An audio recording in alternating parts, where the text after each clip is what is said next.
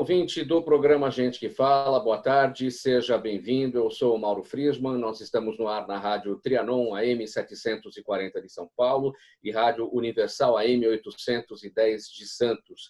Você nos vê pelas imagens nas redes sociais, no Instagram e no Facebook. Eu te convido para curtir as nossas páginas, ouvir os nossos podcasts na sua plataforma preferida e acessar o nosso blog, é o gentequefala.com.br. Participe fazendo perguntas aos nossos convidados, o número de WhatsApp à disposição para as mensagens, 973350038.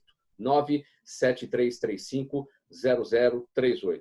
As perguntas podem ser feitas também pelas redes sociais, pelo Instagram e pelo Facebook. Hoje é quinta-feira, de praxe, mais uma edição do Gente do MPD que Fala, é uma parceria nossa com o movimento do Ministério Público Democrático e o apoio da Câmara Brasileira de Diagnóstico Laboratorial, a CBDL. Eu apresento os nossos convidados aqui na nossa sala de videoconferência, lembrando sempre os nossos ouvintes e espectadores que não estamos apresentando o Gente que Fala dos estúdios da Rádio Trianon, seguindo as recomendações de isolamento social preconizadas pela Organização Mundial da Saúde, seguidas aqui pelo Ministério da Saúde. Os nossos convidados de hoje, Dr. Ricardo Prado, procurador de Justiça aposentado, professor, palestrante e presidente do MPD, o Movimento do Ministério Público Democrático. Seja bem-vindo, Ricardo Prado, mais uma vez ao Gente que Fala. Oi, Mauro, é um prazer estar com os telespectadores, com os ouvintes e também com os nossos convidados de hoje e poder participar dessa conversa, eu tenho certeza será muito produtiva. Muito obrigado. Também conosco João Paulo Giannoni, empresário no setor de diagnóstico in vitro, diretor da Câmara Brasileira de Diagnóstico Laboratorial. João Paulo, bem-vindo ao Gente que Fala.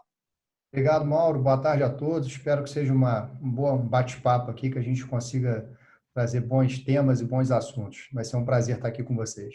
Muito obrigado. E também fechando aqui a nossa bancada, Dr. Marcelo Knopfelmacher, advogado. Seja bem-vindo mais uma vez ao Gente que Fala, Dr. Marcelo. Muito obrigado, Mauro, demais participantes. É um prazer estar aqui no Gente que Fala, este que é o melhor programa de debates da Rádio Brasileira. Obrigado pela presença de todos. E antes aqui do nosso primeiro tema, eu vou fazer aqui uma nota. Olha, pessoal, a voz que abre o programa Gente que Fala já há vários anos é do jornalista, do locutor noticiarista Celso Guizato Faria. O Celso morreu ontem, aos 74 anos de idade, vítima de infarto, estava em Atibaia, na sua casa de campo. O Celso Guizato Faria construiu grande parte da carreira na Rádio Bandeirantes e foi uma das vozes mais marcantes do memorável Titulares da Notícia. Em nome da nossa equipe, a equipe do programa Gente que Fala, em especial do nosso diretor de jornalismo, o diretor do programa, o jornalista Fausto Camunha, a gente registra a nossa solidariedade a toda a família, a esposa do Celso, a Ana, os filhos, também noras e netos. E que o querido Celso Guizato Faria siga o seu caminho na paz de Deus, não é verdade? Em homenagem ao Celso, a gente vai manter a abertura do programa na voz dele, na voz marcante, que vocês estão acostumados a ouvir já tradicionalmente. A gente vai manter essa abertura por mais 30 dias.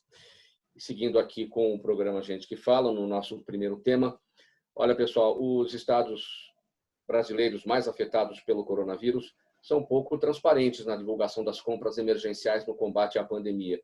O Amazonas, por exemplo, sequer havia criado até domingo uma página para listar as aquisições sem licitação, como exige a Lei Federal de Emergência.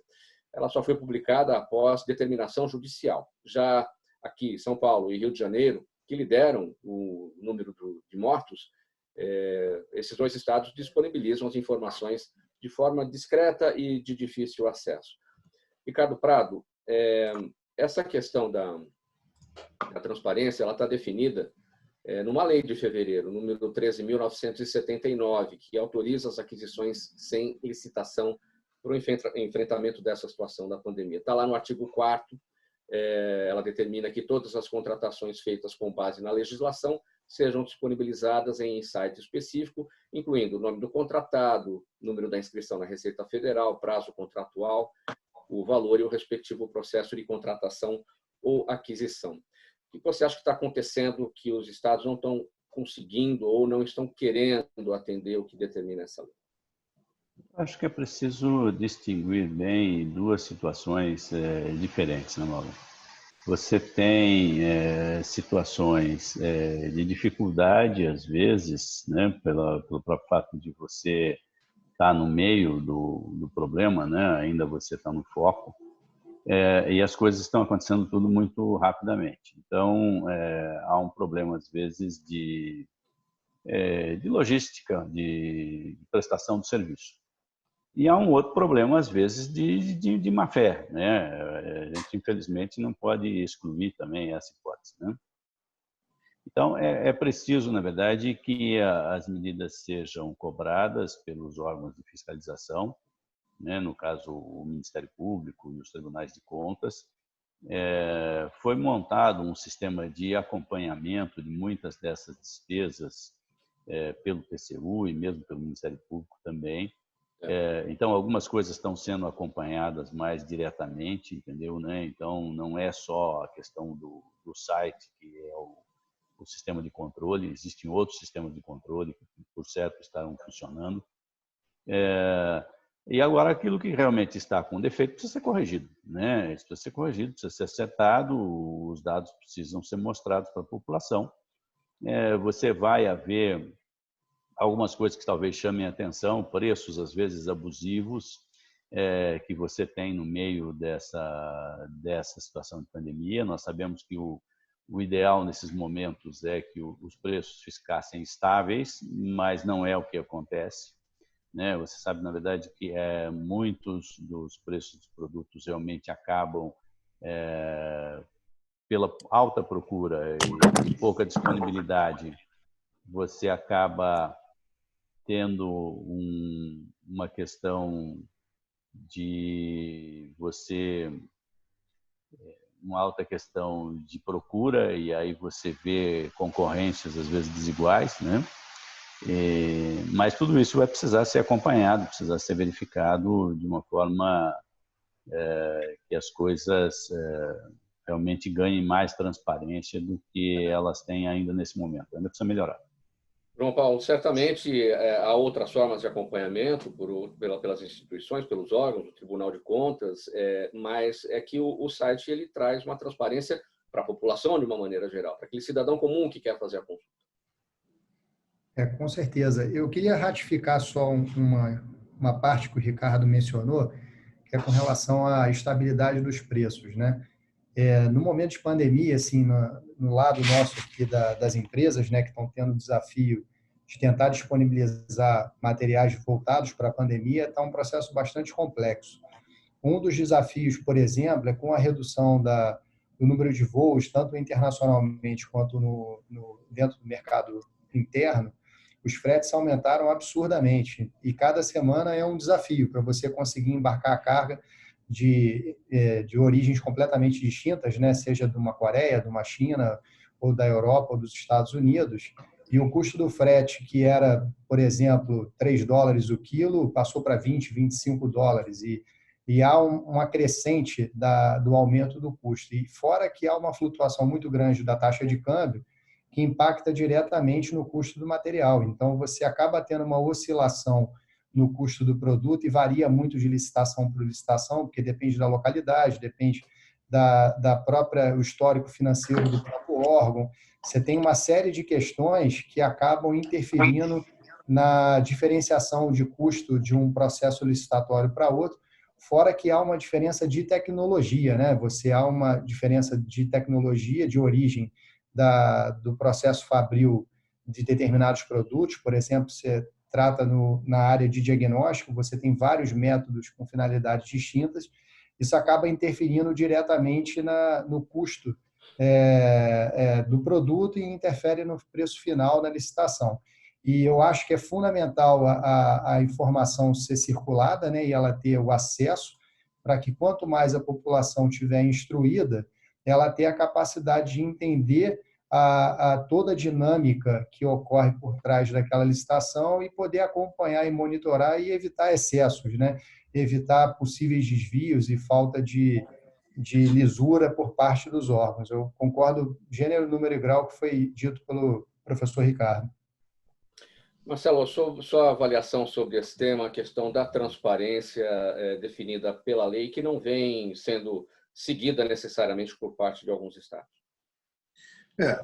Veja, também corroborando o que foi dito anteriormente, a lei da pandemia, né, ela dispensa a licitação nos termos da lei 8666, tendo em vista a necessidade, calamidade pública que nós estamos enfrentando.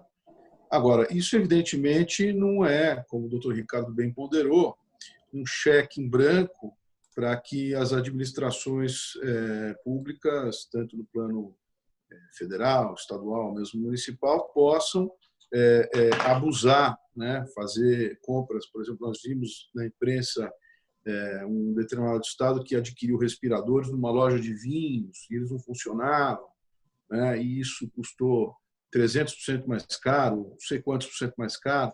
Então, é muito importante que, do ponto de vista jurídico, haja mesmo esse controle, tanto pelo Ministério Público, tanto pelos tribunais de contas, para que esses disparates não aconteçam. E, evidentemente, que, como nós estamos também, o mundo inteiro está demandando esses equipamentos, esses EPIs, etc., que muitas vezes pode até ser que o Estado em questão, os Estados tenham feito aquisições de boa fé e que simplesmente foi o fornecedor que conseguiram encontrar. Então, tudo isso precisa ser sempre ponderado e evidentemente, objeto de fiscalização.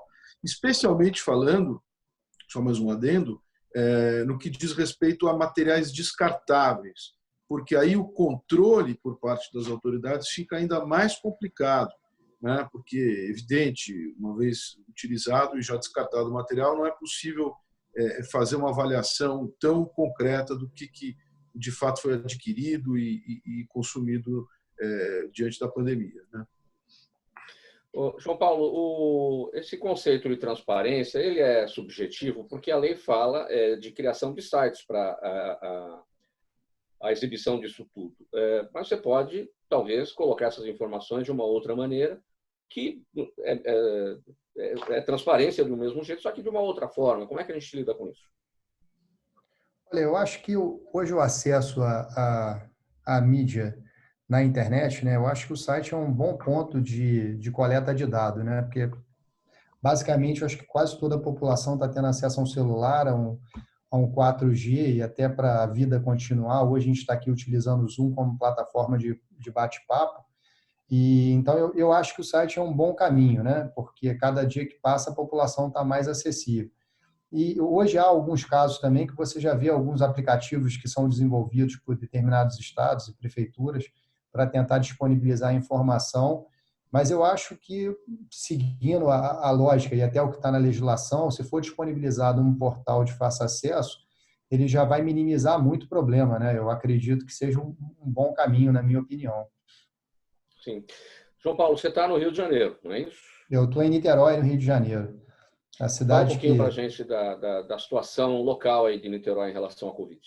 Cara, Niterói é um município que entrou num processo bastante, como posso dizer, acho que foi uma das cidades que teve um lockdown mais forte. Ele fechou todos os acessos à cidade. A cidade aqui é uma cidade ela é uma cidade dormitória, né? Que boa parte do emprego está na região da cidade do Rio de Janeiro e no entorno do Rio de Janeiro. Então, através da ponte Rio-Niterói, tem o escoamento de vários municípios ao redor para ter acesso ao município do Rio. Então, foi fechado a ponte para acesso de táxi, ônibus intermunicipal e Uber. Os aplicativos foram obrigados a tirar esse acesso. Há um policiamento muito grande nas praias e nos parques. Realmente, a taxa de lockdown aqui está bem alta, e está tendo um controle legal. Foi feito um hospital próprio. A prefeitura tem se movimentado bastante para tentar organizar todo o aparato hospitalar para atender a população de uma maneira mais adequada. Ricardo, você está no interior de São Paulo, em Jaú, é isso? Isso, perfeito. E a situação aí?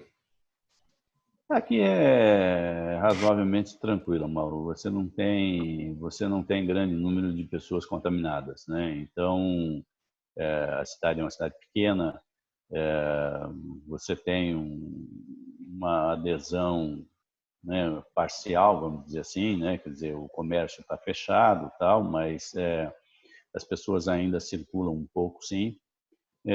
Mas como a situação da cidade é uma situação mais sob controle, você não tem realmente ainda nenhum, vamos dizer assim, a pandemia ainda está começando a chegar por aqui, entendeu, né? Então, você está com uma situação ainda bem razoável, entendeu? O isolamento social se justifica aí? É uma questão, é uma questão. Eu não Esse é sou... um ponto muito debatido num estado com 645 municípios. Eu não sou técnico na questão, até procurei estudar alguns textos, algumas coisas até da área médica, inclusive, para poder entender um pouco a situação. Um dos que eu li, inclusive, dizia que você precisava dessa parada inicial, porque você precisava providenciar equipamentos médicos, você precisava providenciar estudos, né? Você precisava testar medicamentos. Então, você tem uma justificativa, vamos dizer assim, para que isso ocorresse. E como você não tinha ainda controle sobre a situação, era necessário você mapear a situação. Então, eu acho que dentro do que eu li, do que eu procurei estudar sobre o assunto, existem justificativas razoáveis para você ter feito uma parada geral em todo o país. Agora, é óbvio que isso tem consequências, né? Isso causa problemas de outra ordem, que não são poucos, e eu acho que realmente, podendo, as condições sanitárias permitindo, eu acho que realmente você tem que liberar o que você conseguir, procurar realmente restringir de uma forma mais... não é seletiva com relação, às vezes, tanto às pessoas. As pessoas, no caso, sim, daquelas que estiverem contaminadas e etc., né? Mas, às vezes, conforme a região que você está, né? Se a região que você está, ela está dentro de condições sanitárias razoáveis, você tem equipamentos disponíveis, você tem corpo médico para cuidar das pessoas e etc., eu acho que você pode flexibilizar, sim, um pouco mais. É preciso que a população, na verdade, tenha consciência, e aí que eu acho que é o dado ruim, às vezes, das contra-informações, né? Porque você tem informação de um lado dizendo que o problema é muito sério, você tem informações de outro lado dizendo que não, que a coisa é leve e que a maioria vai passar por isso na boa. Não é bem isso, né? Realmente a questão é séria, a questão é grave, o risco para as pessoas que adquirem o vírus é significativo, né? O percentual que a gente tem de mortes ainda é muito alto, isso mundialmente falando, né? Então não é um negócio que dê para baixar a guarda, não, né? Não dá para sair por aí de peito aberto para achar que o inimigo é pequeno, entendeu? Ele é invisível, mas ele não é pequeno, né? E agora, acho que você precisa, na medida do possível, também tocar a vida, né? Nós convivemos com o vírus desde que a humanidade existe. Então, você precisa tomar as precauções necessárias, as medidas adequadas, mas você precisa também, na medida do possível, realmente ir retomando a vida, porque as pessoas também têm outras coisas e outras necessidades para fazer. Vamos seguindo aqui com mais um tema no programa Gente que Fala. O Ministério da Saúde recebeu de entidades do setor um grande programa para testagem em massa da Covid-19 em 2 etapas. A primeira delas consiste na utilização de toda a rede de saúde com rápida capacidade para implementar e promover a testagem e diagnóstico rápido em suas próprias estruturas profissionais e comunidades. São hospitais, laboratórios, farmácias, clínicas e consultórios. Já a segunda etapa propõe que empresas da sociedade civil possam adquirir testes e promover a testagem em seus próprios trabalhadores. João Paulo, você acredita neste projeto como um dos pilares para uma situação de abertura, de flexibilização desse isolamento e uma reabertura da economia? Na verdade, eu acho que como o período é completamente atípico, né? Toda a sociedade, no modo geral, está tendo que buscar alternativas e pensar um pouco fora da caixa das possibilidades. Então, até o presente momento, restringia-se muito a análise de diagnóstico voltada para áreas bem estabelecidas, como hospitais, laboratórios, como foi dito anteriormente. Só que nós temos vários problemas na cadeia. Você tem o problema de ter a disponibilidade do material para se realizar o teste. Depois de você ter entregue o teste, você tem que ter profissionais que saibam realizar o teste, interpretar e notificar o resultado para que seja computado, né, a evolução da doença e poder ir liberando as atividades econômicas gradativamente. Então, como a parte de logística, a população é muito grande, são mais de 200 milhões de habitantes em um território enorme, né, em áreas muito difíceis de acesso, então estão pensando em várias alternativas para tentar acelerar esse processo e ter essa informação o mais rápido possível. Só que tem que ter cautela, porque se não tiver um profissional capacitado para realizar o exame, saber interpretar o resultado e reportar para os órgãos, para as entidades de maneira correta, pode gerar uma insegurança na população e você sair várias matérias, né, que os testes não têm sensibilidade e que o dinheiro não está sendo alocado de forma adequada, e você deixar de ter uma ferramenta importante no processo todo e ele perder um pouco da credibilidade junto à população. Eu acho que o estudo ele é necessário, está sendo feito por parte do Ministério da Saúde e da Anvisa de uma forma de flexibilizar, mas de uma maneira dentro de um padrão que a gente minimize falhas durante o processo. Mas você vê no horizonte essa possibilidade acontecer com o apoio desses profissionais de saúde habilitados para a execução da testagem, ou acha que a gente está longe disso? O que tem no seu horizonte? Eu acho que a atitude tem sido feita tão rápido, as mudanças, né? Por exemplo, você pega para disponibilizar os testes no mercado. Anteriormente, qualquer empresa e a própria Anvisa levaria meses para fazer a análise de produto, levaria de 4 a 6 meses a disponibilizar um produto no mercado. A Anvisa tem trabalhado com prazo de 14 dias, então está tudo muito rápido, né? Você tem hoje requisitados na Anvisa mais de 160 empresas solicitando registros de produto para importar e comercializar testes de Covid. Então, eu acredito que há um movimento forte de tentativa de tornar o processo mais célere e mais adequado sem perder qualidade. Então, eu não sei te afirmar o quanto vai ser a análise de risco, né, que eu acho que no fundo, eles estão fazendo uma análise de risco do processo todo, e se eles avaliarem que o risco dá para ser mitigado flexibilizando os pontos de análise, eu acredito que eles vão avançar. Vai depender muito da análise de riscos e das consequências que vão ocorrer durante esse processo. O que você pensa, Marcelo? Você compartilha da opinião do João Paulo? Você acredita nesse projeto? Sem dúvida. A questão dos testes, ela é fundamental, né? Eu acho que a gente pode acompanhar bem o que está acontecendo na Alemanha. Acho que um dos paradigmas, né? Não o único. A China também, enfim. Mas a questão da testagem ela é fundamental, até para a gente depois chegar no nível que a Alemanha já implementou, os Estados Unidos estão começando a fazer, de ver quem que passou para quem, qual que foi a cadeia da transmissão, né? Para você poder justamente isolar, e aí dentro justamente do que o próprio doutor Ricardo falou, poder fazer avaliações de segregar as pessoas que estão em contágio efetivo e, a partir disso, ir conseguindo, de alguma maneira, pensar na volta às atividades econômicas, né? Uma coisa que me chamou muito a atenção aqui no Brasil é que nós fomos muito céleres em adotar o lockdown. Acho que foi uma medida importante, apesar de ter uma certa confusão aí nas mensagens entre as autoridades, tanto no plano federal quanto no plano dos estados, né?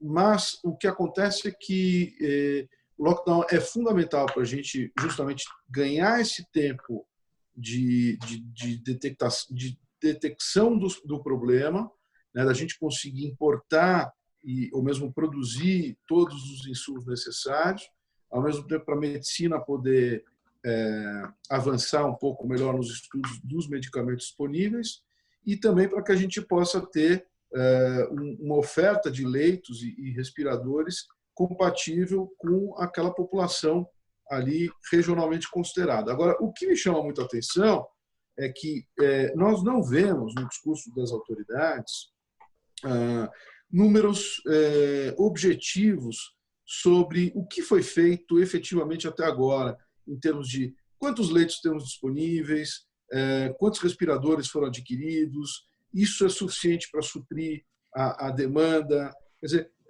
essa falta de dados mais objetivos, que eu vejo, por exemplo, dentro do discurso da Angela Merkel, eu não quero comparar... O que você atribui a essa falta de dados, Marcelo? Eu realmente atribuo, infelizmente, uma desorganização da nossa federação, um jogo de empurra para lá e para cá, a respeito de quem vai pagar essa conta ao final, e, infelizmente, uma desunião, né, na articulação sobre a comunicação dessa pandemia. Eu acho que caberia, sim, nós temos talvez a oportunidade agora, com um novo ministro, enfim, sem entrar no tema político, quero, de fato, ser o mais técnico possível, mas acho que caberia, sim, ao Ministério da Saúde não apenas fazer recomendações aos estados, como eu vi ontem no discurso proferido pelo ministro da Saúde, mas, além das recomendações, que podem ser seguidas ou não, eu acho que deveria ter uma uniformidade na prestação das informações para a população, né? Falando do ponto de vista jurídico, e aí o doutor Ricardo me censura, como a competência para esse tema ela é concorrente entre União e Estados e municípios, né? Tanto isso é verdade que o próprio Supremo Tribunal Federal preconizou que os estados e municípios têm competência para ajustar o lockdown. Eu acho que, ao mesmo tempo, a União não pode se furtar dessa perspectiva de tentar, como a união dos estados, né? A União como União dos Estados Federados, essa figura que nós temos na nossa Constituição, na nossa República Federativa, que faça um discurso, que fomente um discurso uniforme e, ao mesmo tempo, um discurso absolutamente objetivo sobre capacidade de leitos e de profissionais e de oferta de equipamentos médicos e de corpo médico versus a demanda populacional, né? Eu acho que faltaria testar, é muito importante, o ministro Nelson Teich tem toda a razão, mas eu acho que também podemos ir além e também chegar num consenso chegar numa posição propositiva por parte do Ministério da Saúde para unificar esse discurso com dados mais objetivos. Eu acho que isso é um ponto que nos falta, inclusive, para poder permitir a saída, né? Eu acho que o que mais preocupa a população é como é que nós vamos sair dessa, né? Não é nem tanto quando também, lógico, para as decisões empresariais, mas o como, né? E o como ele perpassa necessariamente por uma prestação uniforme de informações. E esse como, Ricardo Prado, depende de um alinhamento, né, entre os estados e a própria União, né? Mas a gente não vê isso acontecer, né? Aí é óbvio que você teve uma dicotomia aí de discursos, porque você teve enfoques distintos, né? O Estado focou na questão da saúde e a União focou na questão econômica. Tá? Então, aí você teve uma divergência de discurso muito grande. O que eu queria colocar ainda com relação a isso é que, além da questão dos testes, né, que estão vindo, que estão sendo distribuídos e tal, você tem um outro dado que me parece muito objetivo a respeito da situação atual que você tem. Qual é? O número de mortos e o número de pessoas internadas nos hospitais. Isso é um dado objetivo. Tá? Isso você tem, essa informação você tem, tá? Cada município tem do seu município, tá? E isso permitiria que você possa tomar iniciativas, ou você possa tomar decisões. É óbvio que você não pode deixar de considerar esses dados. O grande erro do discurso federal é de não levar essas coisas em consideração. Quer dizer, você simplifica a coisa. Não, precisa voltar, entendeu? E aí é óbvio que isso é inviável. Tá? Nesse aspecto, o governo do Estado tem... Aqui eu tenho um pouco de divergência com o Marcelo. As decisões judiciais que eu vi até o momento dizem que a competência, na verdade, para a questão sanitária é dos estados, tá? E os municípios podem também trabalhar nessa área, mas o município, na verdade, não pode contrariar o estado. O município, na verdade, pode apertar mais e não afrouxar. Tá? Então, pela interpretação, que me parece que está corrente, a decisão teria sido dada aí pelo Supremo, seria no sentido de que a União só cabe as normas gerais da questão. Né? A questão do enfrentamento sanitário em si, na verdade, a execução, né? É definido. Não é só a execução. Os estados, na verdade, os governadores, na verdade, são a peça fundamental, na verdade, nesse quebra-cabeça. Eles têm uma atribuição maior para decidir o que fechar, o que não, entendeu? E em que regiões. Tá? O município aí que tá. O município pode, às vezes, apertar um pouquinho mais, sobra pouca margem, às vezes, para os municípios também, porque se eles não podem reduzir, eles só podem aumentar o sistema. E aí o Estado já tomou uma decisão bem significativa. O grande problema que eu vejo aí é que, primeiro, você teria que levar em consideração esse dado objetivo: números de internados pela Covid, número de mortes pela Covid em cada município, tá? Em cada localidade. E aí você desenvolve o teu plano de saúde com relação a isso. Tá? Você não pode ficar exportando o problema. Né? Então, por exemplo, houve uma notícia, por exemplo, que o governo de São Paulo queria, na falta de leitos na capital, levar os doentes para o interior. Tá? Você vai exportar a pandemia, a não ser que você consiga cercar isso. Né? Nós tivemos caso aí de um hospital de São Paulo que locou um hotel para que os seus profissionais ficassem lá, entendeu? Porque os médicos que estavam atuando no combate à pandemia, entendeu? Eles vão para casa, têm contato com a família e aí você começa a esparramar o problema, tá? Então, locaram hotéis do lado dos hospitais para que as pessoas, na verdade, ficassem concentradas. Então, é isso que você precisa. A questão precisa ser realmente feita com critério. Você tem alguns dados objetivos, além dos testes, que é o número de... E esses, segundo eu vi uma informação aí do cartório de registro civil, teriam diminuído. Tá? Por isso, inclusive, que os governos estão falando em flexibilizar, porque, na verdade, o número de mortos já estaria caindo. Tá? Qual é o problema que você tem? É o risco de você ter uma segunda onda, de você ter uma terceira onda, se você não fizer um controle agora. Por isso a importância, na verdade, de você fazer a coisa de forma inteligente e não fazer simplesmente liberando. Se você fizer de forma inteligente, você permite que o vírus não se propague, né, muito, e com isso você consegue sempre fazer um controle melhor. E a gente tem essa possibilidade, não é, Ricardo? Porque a gente viu isso acontecer primeiro em outros lugares do mundo, né? Então a gente teve tempo de preparo. O que a gente não tem, é uma estrutura de saúde tradicionalmente falida, mas que teve tempo da gente prestar atenção e elaborar estratégias, isso é inegável. O Marcelo quer falar, mas só uma questãozinha. Eu acho que nós saímos realmente na frente. Nós tivemos a vantagem de que os outros países enfrentaram isso primeiro, e quando a coisa chegou aqui, já chegou com um pouco mais de dados, entendeu? Né? E nós realmente paramos no começo, né? Por isso, inclusive, que nós não tivemos o grande número de óbitos, por exemplo, que teve nos Estados Unidos, né? Mas aí que está, nós não tivemos até agora. É preciso fazer essa coisa com respeito e com inteligência. Marcelo, fala. Só fazer uma pequena observação do ponto de vista jurídico. Em relação à decisão do Supremo, doutor Ricardo, só uma questão. Por que eu coloquei daquela maneira e por que eu acho que a União poderia uniformizar o discurso, né? Eu acho que, primeiro, por uma satisfação para a sociedade. Mas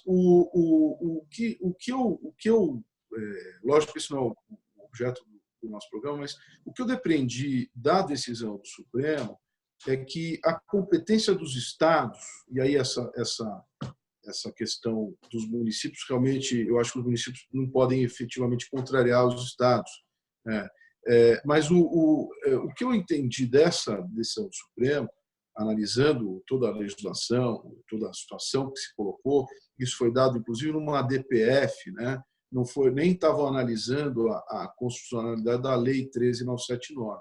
Mas o que eu entendi é que, como os estados, e a União, os estados, têm uma competência concorrente, os municípios também, uma competência concorrente, quer dizer, todos podem legislar e tomar atitudes a respeito disso, né, do tema de promoção da saúde, da assistência social,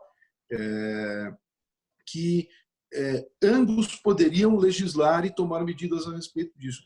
Tanto isso é verdade que na própria Lei 13.979 está lá, consta que caberá a circulação, que a circulação intermunicipal e interestadual, ela poderá ser restringida ou não a critério da Anvisa, né, que é um órgão do Poder Executivo Federal. Quer dizer, claro, como é que nós vamos controlar o fluxo de entrada de pessoas aéreo ou mesmo entre os estados? Isso também, de uma certa forma, é um lockdown, né? Então, a União também tem essa competência.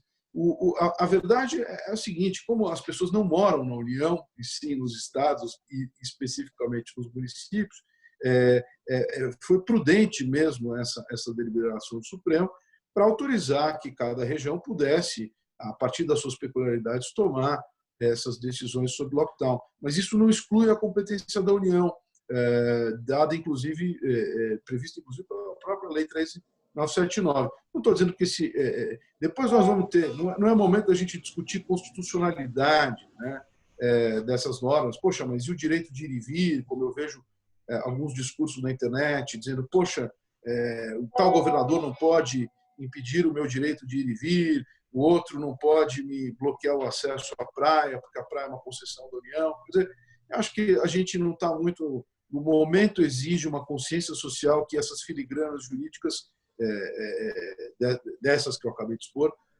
não são tão relevantes. Mas, de toda maneira, só concluindo, o que me faz falta, doutor Ricardo, João Paulo, é uma uniformidade na comunicação daquilo que está sendo efetivamente feito durante esse período de lockdown. Porque, do contrário, o que adianta fazer lockdown se as medidas não foram tomadas ou se todo mundo se atrapalhou e mais gerou confusões do que trouxe resultados? Então, acho que a população tem o direito de saber o que eles estão fazendo, o que está se fazendo, tanto no plano dos estados como dos municípios e da União, em termos de oferta de leitos para a gente poder sair dessa situação de lockdown, né? Pessoal, vamos seguir com mais um tema no programa Gente que Fala de hoje. Você acompanha essa nossa parceria com o movimento do Ministério Público Democrático e o apoio da Câmara Brasileira de Diagnóstico Laboratorial. Lembrando que você que nos acompanha pela Rádio Trianon AM 740 aqui em São Paulo e a Rádio Universal 810 AM em Santos, também pode nos ver pelas imagens nas redes sociais, no Instagram e no Facebook. Olha, gente, o ministro Celso de Mello, do Supremo Tribunal Federal, determinou que uma empresa de Santa Catarina entregue ao Maranhão 68 respiradores no prazo de 48 horas. A liminar foi dada em uma ação contra o governo federal que tinha bloqueado a transação. A compra do material ocorreu em 19 de março. Mas 5 dias depois, o Ministério da Saúde enviou um ofício para a empresa requisitando esses respiradores produzidos para distribuir segundo os seus próprios critérios. João Paulo, na verdade, isso aí tem uma outra história, um outro desdobramento, é um imbróglio maior, né? O Maranhão depois tentou comprar da China, aí veio a Alemanha, deu um chega para lá no Maranhão, os Estados Unidos também deram um chega para lá no Maranhão, deu uma atravessada lá, né? E agora, enfim, eles vão receber, é o que se espera, né? Vão receber esses 68 respiradores, né? Afinal, cabe à União distribuísse conforme seus próprios critérios, se essa era uma definição da própria empresa que estava doando para o Estado do Maranhão? Eu acho que se... Doando não, entregando, né? Se nós, como população brasileira, não conseguir organizar e dar uma estabilidade jurídica para todo o processo de comercialização dos itens, materiais médicos, EPI e teste diagnóstico, vai gerar uma insegurança jurídica no mercado tão grande que há uma boa probabilidade de acabar tendo um aumento de falta de disponibilidade de produtos no mercado. Por exemplo, se você pega um confisco de uma determinada carga e aquela carga estava alocada para um outro órgão que estava aguardando aquele determinado produto, a empresa não vai conseguir repor, porque até ela ter tempo hábil para conseguir trazer um material, recolocar no mercado, e aí vai acabar ficando uma guerra e uma instabilidade que vai acabar com o empresário, de um modo em geral, não vai investir, né? Não vai poder contribuir com o processo de pandemia e vai ter uma desorganização total e um risco de ter uma lacuna, né, de fornecimento dentro do mercado muito grande. Há uma preocupação aqui dentro da CBDL com o tema. Estamos fazendo uma reunião semanal para tratar do assunto. Já estamos consultando alguns advogados para tentar ver se pode fazer alguma medida, né, preventiva ou protetiva para tentar regularizar essa situação, porque senão vai ficar realmente muito difícil de fazer um processo de escoamento a nível nacional de uma maneira estruturada. A emenda vai ser pior que o soneto, vai dar um caos total, né? Vai ser uma preocupação muito generalizada. Ricardo. Eu acho que você tem uma questão de competência aí, de quem tem que fazer o quê, que é importante, porque essas coisas acabam dando essas trombadas de cabeça, né? Quer dizer, quem é que tem que fazer, quem não tem que fazer. Você fala, um sistema centralizado, ele às vezes é mais eficiente. O problema é que do sistema centralizado é que às vezes você atende apenas alguns e não atende outros. E aí você fica na impossibilidade de criar meios alternativos. Eu discordo daquilo que o Marcelo tem mencionado, de que há concorrência competente, de que a União tem a concorrência para legislar sobre isso. Né? Até onde eu entendi da legislação do Supremo, e parece que foi a interpretação do Ministério Público, aqui, ao menos aqui de São Paulo, de que a competência é dos estados. Né? Então, o que a União tem são normas gerais, normalmente e mais de questões financeiras e etc., relacionadas à saúde. A União consegue fundos, muitas vezes, porque como a maioria dos impostos são federais, a União repassa, na verdade, uma parte desse dinheiro tanto para estados como para municípios. Né? E é o que a gente está vendo discutir o Congresso Nacional. O Congresso está discutindo lá uma série de medidas, o quê? Providenciando dinheiro que será providenciado pela União para estados e municípios darem conta das suas despesas, inclusive com relação a essa combate à pandemia. Agora, a execução disso, ela é dos estados, né? E eventualmente dos municípios, que o estado depois repassa para o prefeito, né? Mas, então, cada estado realmente vai ter que fazer as suas aquisições. Então, o governo do Maranhão estava correto quando ele estava fazendo a aquisição. Como ele não tem a empresa lá no próprio estado, ele estava comprando de Santa Catarina, que é onde você tem um dos grandes fornecedores aí desse tipo de equipamento. Eu acho que não compete à União realmente, acho que a decisão do ministro está correta. Não compete à União, na verdade, interferir nesse tipo de coisa, porque essa não é a atribuição dela. A atribuição da União, aliás, é aquilo que o Bolsonaro quer, cuidar da economia, entendeu? Ele precisa cuidar do dinheiro, inclusive o dinheiro para a saúde. Nesse ponto, Marcelo, você alinha com o Ricardo? Eu entendo o que ele está dizendo e eu não fiz, e eu vou só pegar a parte dispositiva para a gente não ter dúvidas. A DPF 672, Distrito Federal, decisão do ministro Alexandre de Moraes, ele diz o seguinte: concedo parcialmente a medida cautelar na arguição de descumprimento do preceito fundamental, há de referendo plenário desta Suprema Corte, para determinar a efetiva observância dos artigos 23, 2 e 9, 24, 12, 30, 2 e 198, todos da Constituição Federal, na aplicação da Lei 13.979 de 2020 e dispositivos conexos. Aí caps lock, reconhecendo e assegurando o exercício da competência concorrente dos governos estaduais e Distrito Federal e suplementar dos governos municipais, cada qual no exercício de suas atribuições e no âmbito de seus respectivos territórios, para adoção e manutenção de medidas restritivas legalmente permitidas durante a pandemia, tais como a imposição de distanciamento e isolamento social, quarentena, suspensão de atividades de ensino, restrições de comércio, atividades culturais e circulação de pessoas, entre outras, independentemente de superveniência de ato federal em sentido contrário, e sem prejuízo da competência geral da União, para estabelecer medidas restritivas em todo o território nacional, caso entenda necessário. Quer dizer, é concorrente, tem a parte da União e tem a parte dos estados e a competência suplementar dos municípios. Justamente porque questões de voos internacionais, circulação entre os estados, isso é de competência da União. Agora, o lockdown local, ele, de fato, está permitido aos estados estabelecer o lockdown local. Mas tudo isso para dizer que, na verdade, o problema é de todos os entes, né? E a União, ela fomenta, ela também, o Ministério da Saúde precisa dar as diretrizes, ao mesmo tempo importar os equipamentos e colaborar com todos os estados e municípios, né? Foi o que eu deprendi da leitura aqui, doutor Ricardo, data máxima vênia. Eu acho que nós estamos falando, na verdade, da mesma coisa. Não sei. Bom, pessoal, o tempo está passando, vamos seguir para o próximo, já quase no final do programa aqui.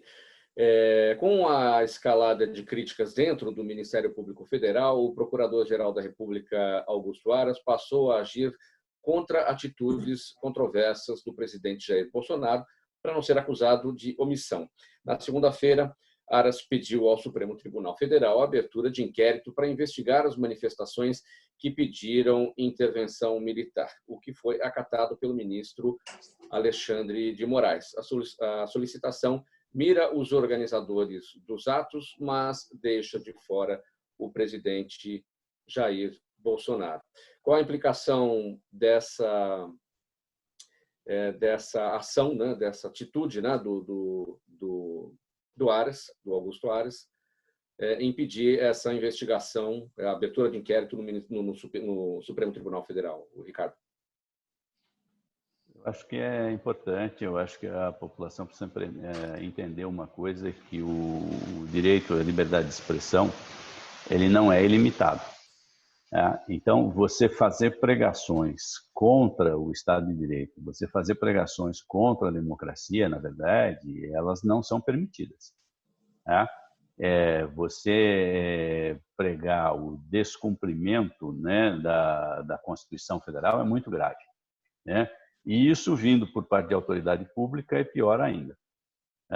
Então, é preciso, sim, que se apure quem organizou esses movimentos, entendeu? Quem está por trás dessas tentativas de monopolização contra a democracia, e isso não pode ser permitido. Então, eu acho que a investigação tem que ser feita e os responsáveis têm que ser punidos, sim, nos termos da legislação.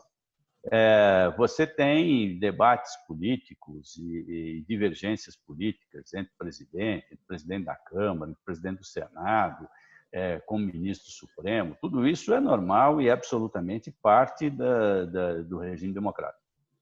O que não é normal, o que não é permitido, é você começar a fazer ameaças, entendeu, né? Inclusive contra a integridade física das pessoas. Ou contra o funcionamento das instituições. Isso não é permitido pela legislação. Tá? Então, aviso, inclusive, as pessoas que nos estão assistindo, etc., quem muitas vezes tem repassado o WhatsApp, mensagem de Facebook, de Instagram e etc., que tomem cuidado com o que estão passando para frente. Existem coisas que são criminosas e que a pessoa que repassa isso para frente contribui com o crime e pode vir a ser chamada na justiça a responder por isso. Agora, Ricardo, a abertura do inquérito é para investigar os organizadores do ato e não Sim. a atitude do presidente Bolsonaro naquele discurso em que ele até falou em democracia, mas também não condenou as manifestações pró-AI-5 e pró-intervenção federal? É natural, Mauro, que você vai ter uma apuração do fato como um todo, tá? Aí isso pode resvalar no presidente? Pode, entendeu? O problema é que aí, se você tiver comprovação, né, de que ele participou também da organização, de que ele estava...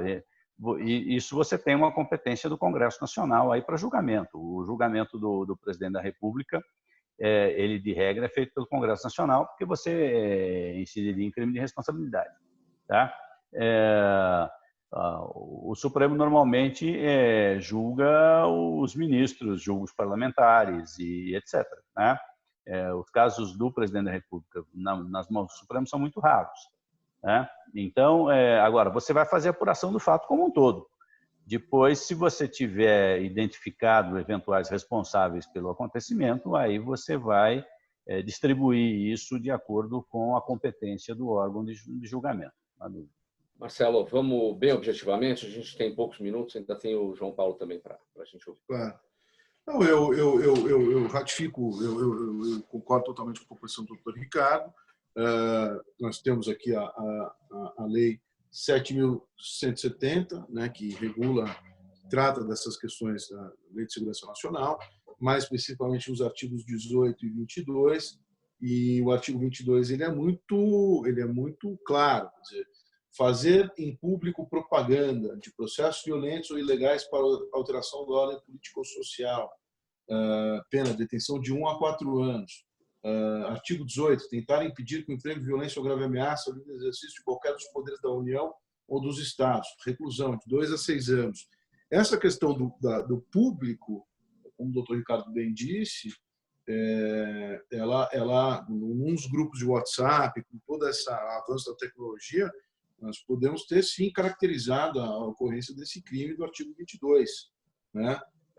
Mesmo a disseminação de ideias que tentem subverter, que impedir o livre exercício dos poderes da União ou dos Estados. Então, esse alerta que o doutor Ricardo faz é muito importante mesmo. Sim.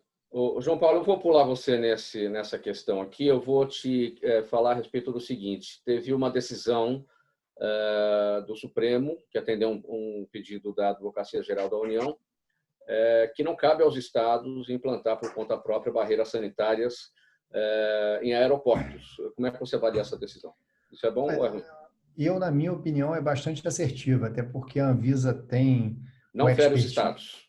Não por isso. Eu acho que a gente está num momento de celeridade e cada um tem um critério, você pode acabar tendo um atraso do acesso a um material, né, a tecnologia. Então, como a Anvisa já tem todo um preparo, já tem toda uma estrutura para fazer análise da carga que está sendo entrada no país, né, eles adotaram um critério de uma carga mais rápida, né, de um processo de análise de documentação totalmente voltado para o Covid. Eu acho que a decisão para o país é a mais acertada, manter a competência da Anvisa de fazer análise dessa carga que está chegando no país. Eu acho que, na minha opinião, está correto.